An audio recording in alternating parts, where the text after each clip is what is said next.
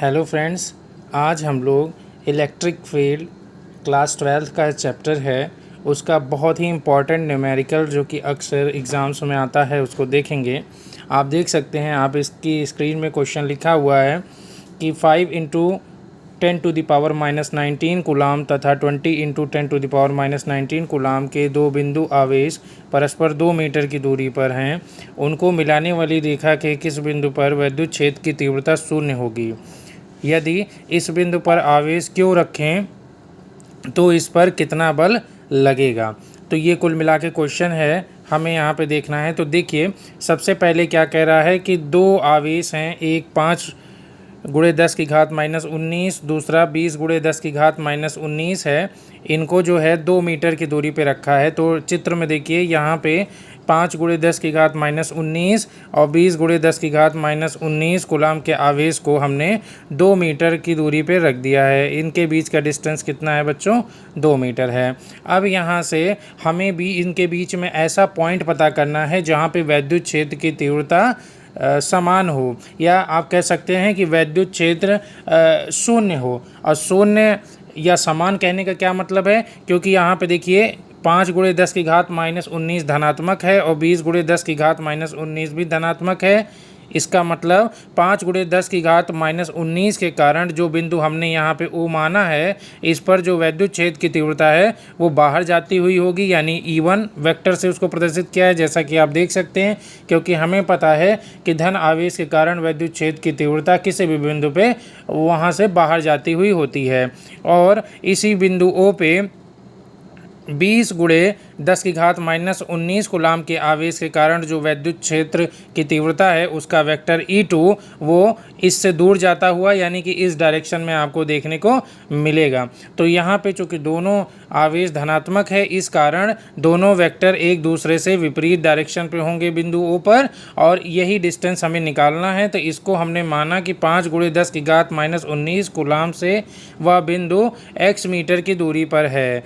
तो O से लेके B तक के बीच का डिस्टेंस ऑटोमेटिकली कितना हो जाएगा? 2 - x मीटर, क्योंकि दोनों के बीच की दूरी 2 मीटर थी और A से O तक की दूरी हमने मान लिया x मीटर है। तो बची हुई डिस्टेंस आपकी 2 - x मीटर हो जाएगी। अब बिंदु O पर 5 × 10⁻⁻19 कूलाम के कारण अगर विद्युत क्षेत्र की तीव्रता की हम बात करें तो वो हमने उसको 1 माना है, पहला चार्ज माना है इसलिए यहाँ पे जो विद्युत क्षेत्र की तीव्रता है वो E1 हो जाएगी। और E1 बराबर कितना हो जाएगा? 1/4πε0 Q/r²। और यहाँ पे r की जगह पे क्या दिया हुआ है दोस्तों? x, क्योंकि दूरी यहाँ पे हमने x मानी है, तो यहाँ पे क्या हो जाएगा? x²।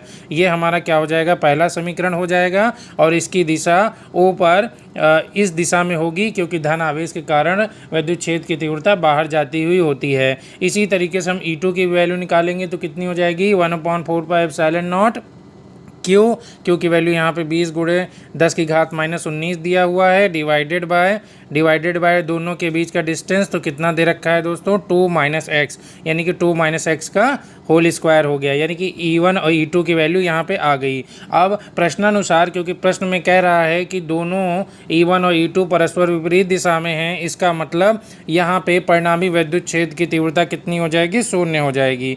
यानी कि हम कह सकते हैं जितना E1 होगा उतना ही E2 होगा, यानी E1 बराबर E2। तो हमने यहाँ पे E1 की वैल्यू देखिए 1/4πε0 5 × 10⁻⁻19 x² है, और E2 की वैल्यू कितनी दे रखी है? 1/4πε0 20 × 10⁻⁻19 डिवाइडेड बाय 2 - x का होल स्क्वायर है। तो यहाँ पे आप देख सकते हैं 1/4πε0 कट जाएगा, इक्वल करने पे बचेगा क्या? 5 × 10⁻⁻19 divided by x² equals 20 × 10⁻⁻19 divided by 2 - x का होल स्क्वायर। तो यहाँ से हम लोग जब इसको कैलकुलेट कर लेंगे दोस्तों तो कितनी वैल्यू आ जाएगी यहाँ पे? 2 - x का होल स्क्वायर बराबर 4x²। अब यहाँ पे 4x² को हम लोग 2x का होल स्क्वायर लिख सकते हैं। अब यहाँ पे हो जाएगा 2x का होल स्क्वायर, और उधर दूसरे साइड में LHS में आप देख रहे हैं 2 - x का होल स्क्वायर है, तो स्क्वायर से स्क्वायर क्या हो जाएगा? कट जाएगा, और बचेगा क्या यहाँ पे? 2 - x बराबर +- 2x। एक बार हम धन चिन्ह लेंगे और दूसरे बार ऋण चिन्ह लेंगे। जब हम लोग धन चिन्ह लेंगे तब x की वैल्यू 2/3 मीटर आ जाएगी, और जब हम लोग ऋणात्मक 2x लेंगे तो उसकी x की वैल्यू कितनी आ जाएगी, -2 मीटर। चूँकि दूरी निगेटिव में नहीं हो सकती है, इसलिए हम यहाँ पे धन चिन्ह लेंगे, यानी कि x की वैल्यू कितनी आ जाएगी, 2/3 मीटर। यानी कि वह बिंदु 5 × 10⁻19 कूलाम से 2/3 मीटर की दूरी पर होगा, जहाँ पे वैद्युत क्षेत्र की तीव्रता 0 होगी। आधा पोर्शन हो गया क्वेश्चन का। अब ये कह रहा है कि यदि इस बिंदु पर आवेश क्यों रखें तो इस पर कितना बल लगेगा, तो इस पर बल 0 लगेगा, क्योंकि वैद्युत क्षेत्र की तीव्रता 0 है तो इस पर लगने वाला बल भी क्या हो जाएगा, 0 हो जाएगा। क्योंकि हमें पता है E = F/Q होता है, और E अगर 0 है तो F भी आपका 0 हो जाएगा। इस तरीके से इस क्वेश्चन को हम लोग आसानी से कर सकते हैं दोस्तों। और कोई भी क्वेश्चन अगर जानना चाहते हैं तो आप कमेंट कर सकते हैं।